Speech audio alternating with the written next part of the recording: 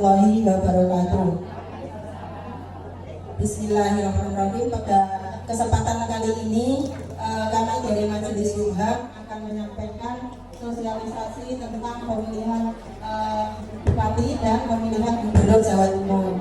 Agar nanti kita pada tanggal 27 November itu kita bisa melaksanakan pesta demokrasi tingkat kabupaten dan Jawa Timur dengan baik dan benar.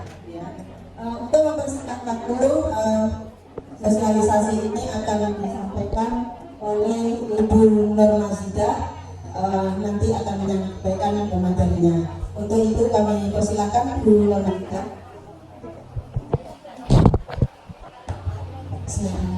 Terima kasih Bu Niti. Sebelum kita mulai acara di sesi siang ini lagi Bu, saya minta tolong ibu-ibu yang masih di luar untuk bisa masuk ke dalam ruangan kembali seperti awal acara tadi ya Ibu. Monggo kita belajar bersama-sama. Monggo ada ilmu yang kita bawa untuk cabang olahraga di masing-masing tempat ibu-ibu berada.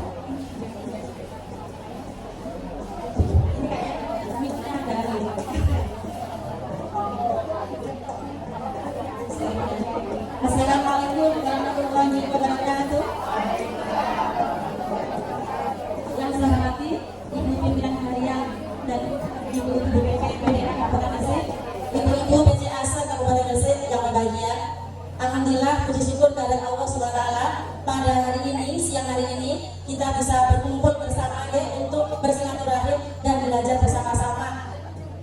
Hari ini kita sangat bahagia sekali ini. Dari pagi kita itu materi periodik kali ini itu menyehatkan fisik, raga dan jiwa kita. Betul Ibu? Enggak, bahkan tadi menyehatkan kalbu kita. Karena ada sinergi dari Majelis Tabligh dari PDA, Masya Allah biasa sekali.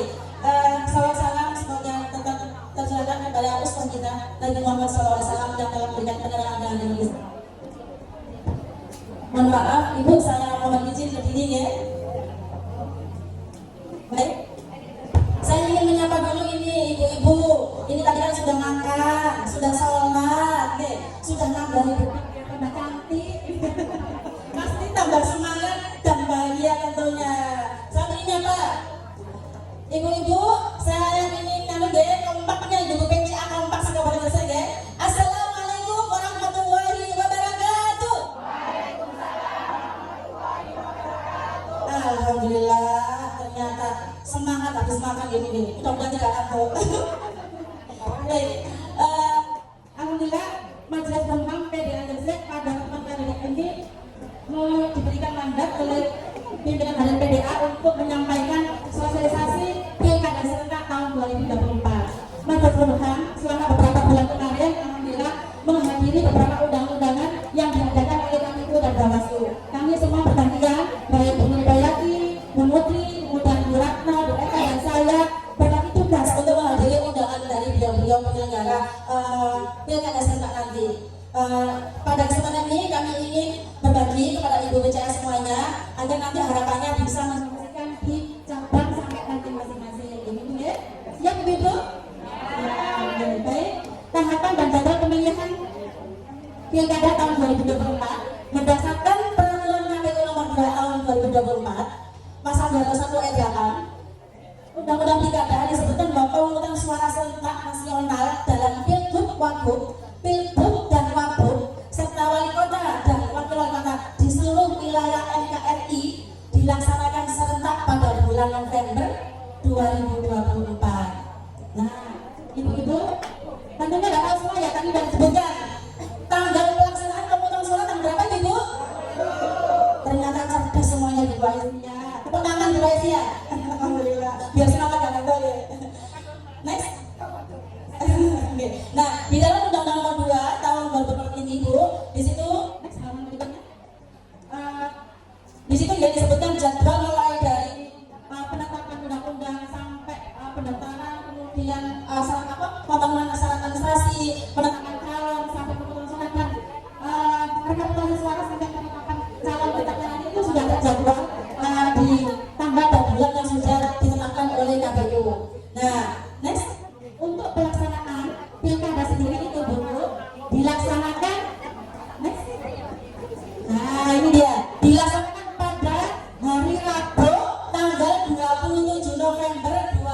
2024 mulai pukul 7 pagi sampai jam 1 pagi. Jam 1 siang, ternyata belum ngantuk.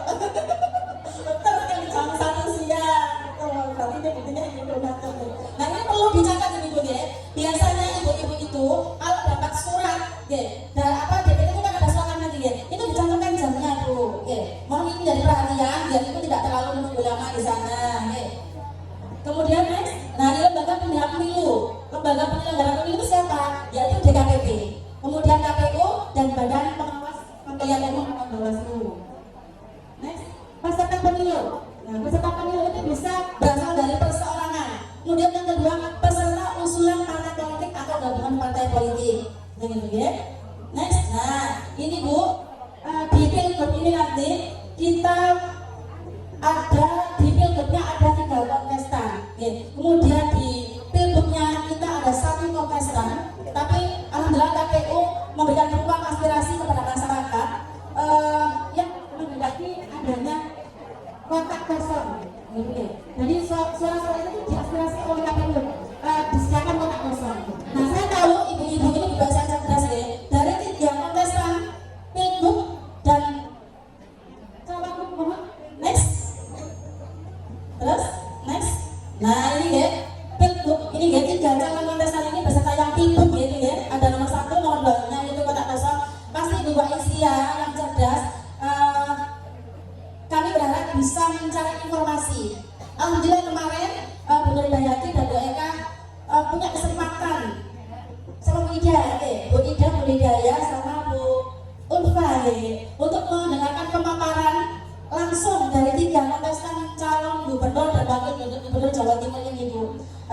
Jadi ibu-ibu harus tahu, mencari tahu di YouTube atau di medsos yang lainnya apa sih visi misi beliau gitu ya. Sejauh mana sih prestasi beliau, bagaimana sih kesehatan beliau. Nah ini perlu ibu ketahui karena apa? Biar tidak seperti memilih kucing dalam karung gitu. Jadi kami yakin Ibu Aisyah sangat cerdas, jadi bisa mencari informasi tentang misi-misi lagi. Kemudian yang di Bupati juga gitu Bu bagaimana track-tracknya beliau dan wakilnya. Kalau misalkan ibu kembali kepada aturan ibu nih Bu. Ini ada pilihan kotak kosong, monggo. Kita tidak mengatakan harus kemana, tapi kembali kita ibu bisa mencari sendiri sebanyak-banyaknya informasi tentang beliau, gitu. Next berikutnya, nah ini tahapan pemilu. Setelah ibu tahu tanggal pelaksanaan, kemudian calonnya siapa, nah saat hari H apa yang ibu harus lakukan? Karena ini untuk demi masa depan bangsa, demi masa depan daerah kita di terutama di wilayah Jawa Timur dan Kabupaten Gresik. Pertama ibu itu berdoa sama Allah gitu deh. Karena apa? Karena kita tahu sendiri gitu ya, pada hari-hari masa tenang sampai H-1 biasanya itu kan ada serangan apa Bu? Serangan fajar gitu. Serangan fajar, bukan peperangan tapi serangan fajar berupa api putih gitu. Nah ini perlu diwaspadai. Nah nanti menyikapinya ini bagaimana ya? Kita berdoa sama Allah, berarti memilih siapa. Kemudian tidak jangan lupa kita harus membawa KTP sama surat DPT. Biasanya ibu nggak bawa KTP. Sampai di tempatnya tuh ibu punya KTP-nya, akhirnya kembali lagi pulang ambil KTP. Ini perlu kita boleh KTP itu dibawa, suratnya juga dibawa, terus perhatikan jamnya itu jam berapa lagi. Kemudian KTPS sesuai jamnya, kemudian mencoba sesuai hari mulai. Next, nah ini setelah kita ini materi kita dapat dari KPU dan Bawaslu saat kita konsultasi di MTS kemarin. Dan saya sama Bu Ulfa yang Bawaslu sama Bu Ria dari MTK alhamdulillah. Di kesempatan ini bisa mendapat juga sosialisasinya. Mungkin kita perlu tahu juga jenis pelanggaran dalam pilkada itu apa saja. Itu ada 4 pelanggaran. Pelanggaran administrasi bersifat SM, pelanggaran administrasi pilkada, kemudian pelanggaran kode etik dan pelanggaran tidak pidana pilkada. Paling tidak ibu nanti bisa membaca di situ macam-macam pelanggarannya apa, kemudian harus bagaimana. Nah selanjutnya, nah ini penanganannya pelanggaran seperti apa? Misalkan dilakukan pelanggaran itu, terus siapa yang melakukan, terus harus bagaimana macam-macamnya ada yang lapor ke siapa, itu nanti ada semuanya itu bisa baca atau kalian bisa ibu minta kepada kami ya. Nah selanjutnya, nah tadi terkait dengan politik uang. Nah ini ada kami memberikan kita sama-sama ya Bu ya, untuk menetapkan hati kita agar kita tidak salah pilih dan untuk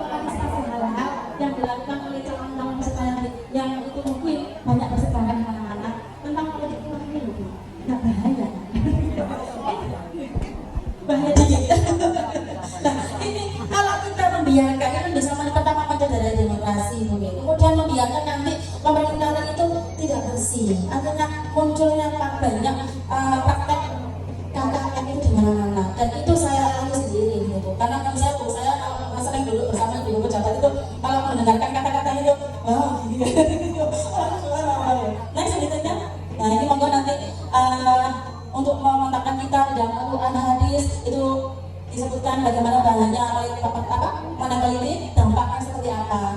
Nah selanjutnya, nah ini Bu, ini materi dari Bawaslu. Ibu Aisyah, sebagai warga negara yang cerdas harus kemarin ditekankan oleh Bawaslu dan KPU berharap Ibu Aisyah bisa berperan aktif untuk mengawal pilkada kali ini. Peran aktif kita itu di mana? Ya di KPU, ya di Bawaslu, ya di pemilih tetap, kemudian selanjutnya. Nah, pengawasan ini dalam rangka apa? Karena kita tahu Bu ya, ini sangat berdampak sekali di berbagai kehidupan kita di lima soal kita, misalkan dalam soal perundang-undangan, pembuatan undang-undangan, kemudian pembuatan peraturan, legislasi pemerintah berdampak pada kehidupan kita, misal kehidupan dari sisi bidang aman, kemudian pendidikan, kemudian pemerintahan. Gimana kita bisa berharap pemerintahan yang bersih? Gimana kita bisa menikmati pendidikan dengan biaya yang murah? Gimana sembako murah? Ini kan kita yang merasakan gitu, ibu-ibu yang merasakan. Kalau sembako naik, BBM naik, pendidikan biaya mahal, itu semuanya kan ibu-ibu yang merasakan. Nah, ini pentingnya kita itu diharapkan bisa berperan aktif, dia bisa menyuarakan, memberikan aspirasi kita kepada beliau-beliau yang di sana. Nah selanjutnya ini nanti bisa dipelajari bidang apa aja terkait dengan peraturan undangan dan koreksinya. Ini bagaimana perempuan berada di posisi pemantau pemilu. Nanti ibu bisa menjadi pemantau juga, baik itu secara resmi maupun menjadi relawan. Nah selanjutnya, nah ini kita sudah saya sebutkan ya selanjutnya. Nah ini ibu, boleh saya bertanya dulu? Beli alpukat, tetep cak kau jimat. Pemilih hebat, gesek bermartabat. Alhamdulillah. Dikit aja bersama ibu ingin segera pulang. Baik, ini ya beliau setiap warga negara Indonesia menjadi pemilih yang cerdas dan menggunakan harapan menggunakan hak pilihnya sesuai panggilan hati nurani secara tertib dan damai sebagai wujud kedewasaan warga bangsa. Nah jadi ibu sedikit materi yang yang bisa kami sampaikan oleh dari KPU dan Bawaslu. Nanti akan diteruskan dengan peragaan. Nanti simulasinya seperti dan ibu lebih jelas. Nanti prakteknya seperti apa, soal-soalnya itu seperti apa, warna-warnanya.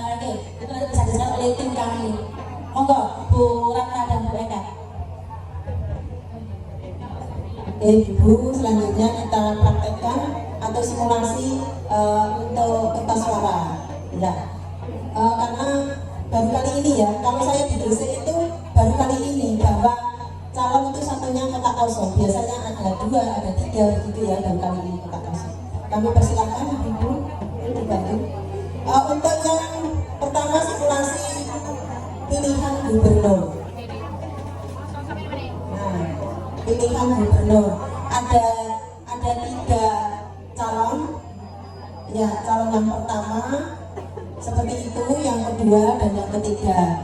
Maksudnya calon pertama ini diusung 1 partai, ya. Yang calon yang kedua diusung oleh 14 partai. Kemudian untuk calon ketiga diusung oleh 2 partai. Nah nanti untuk visi misinya kami tidak bisa menyampaikan di sini karena waktunya sangat mepet. Nanti bisa lihat visi misi beliau-beliaunya calon nomor 1, 2, dan 3. Oh ya, untuk calon nomor 1 ini calon gubernurnya Hajarul Nur Hamidah, lalu wakilnya Lukmanul Hakim. Ya. Calon yang kedua, ketuanya nanti Ibu Khofifah Indar Parawansa, wakilnya Emil Elestianto Dada. Ya.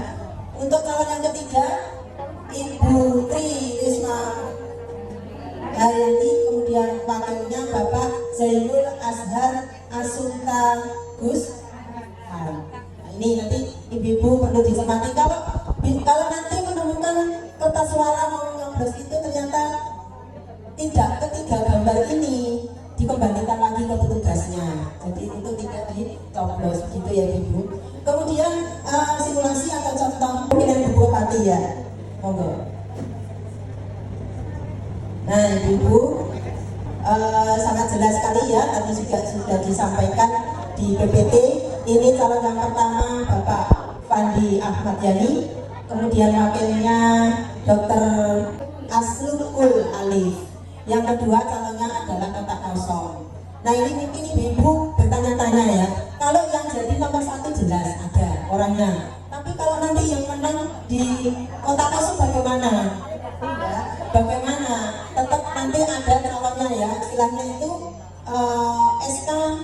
SK yang diturunkan dari pendidikan dari provinsi atau dinas dalam negeri nanti akan disampaikan untuk yang memimpin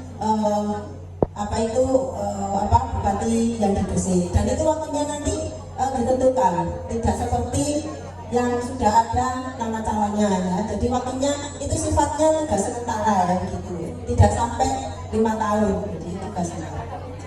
Nah kalau nanti misalnya keputusan dari Menteri Dalam Negeri itu SK-nya 1 tahun, maka nanti setelah habis 1 tahun itu ada pemilihan lagi seperti itu. Paham ya? Yang penting, terima kasih Ibu ya. Yang penting adalah nanti Ibu mengajak anggota keluarganya yang sudah bisa memilih, tetangganya, aumnya, atau kita itu kita ajak untuk memilih, jangan sampai golput. Nah, berikutnya kami beri kesempatan untuk diskusi.